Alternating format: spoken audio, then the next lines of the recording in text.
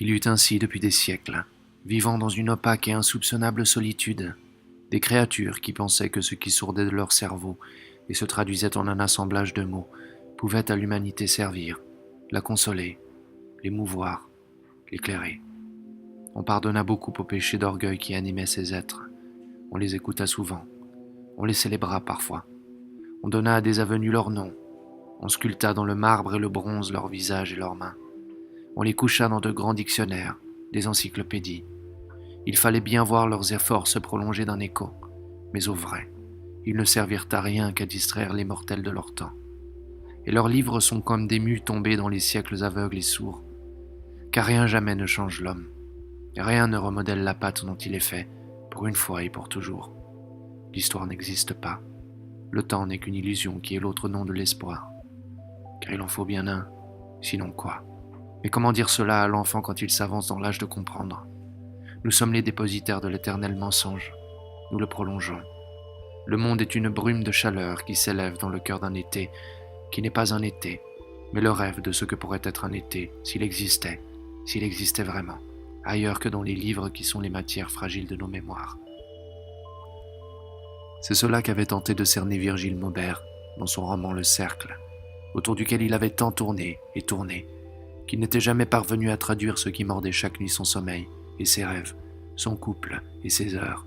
Et le roman, à sa mort, n'était qu'un entassement de feuilles noircies d'une écriture penchée, comme soufflée par le vent d'une tempête marine, que sa femme trouva dans un tiroir de son bureau, tandis que le corps de Virgile, on était quelque 37 minutes après sa mort, se balançait encore au crochet du lustre du salon éclairé par des 6 ampoules basse tension qui donnaient à son teint des lueurs froides et un peu vertes.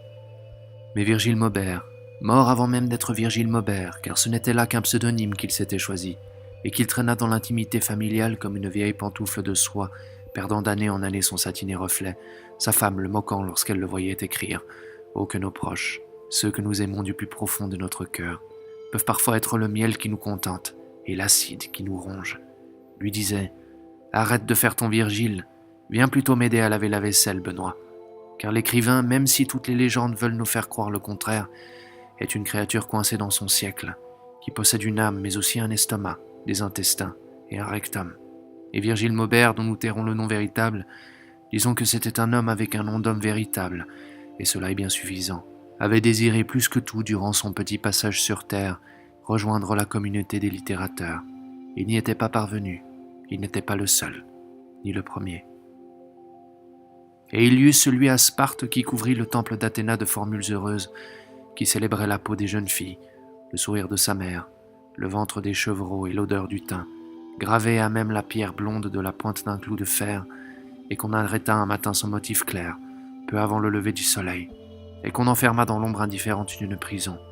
Et on ne sut jamais ce qu'il devint là-bas, mais pour qui sait chercher parmi les ruines des hautes civilisations, on peut lire encore parmi les éboulis de sites livrés au vent, au siècle et aux pluies douces, quelques échos de ces mots qui regardent le grand ciel des nuits et des jours à travers la finesse souriante de leur sillon. Et cet autre, qui sentait qu'il avait un grand roman en lui, un roman qu'il écrirait avec ses tripes, mais au fur et à mesure qu'il cogitait ce roman, qu'il en parlait autour de lui, qu'il en échafaudait le plan minutieux, il fut pris de douleurs de plus en plus vives à l'abdomen, douleurs devenues si insupportables qu'il fallut l'opérer au bout de quelques mois, et le chirurgien incrédule trouva dans son estomac un livre de 1000 pages, malheureusement rendu illisible par les sucs gastriques qui avaient entièrement dissous les caractères imprimés.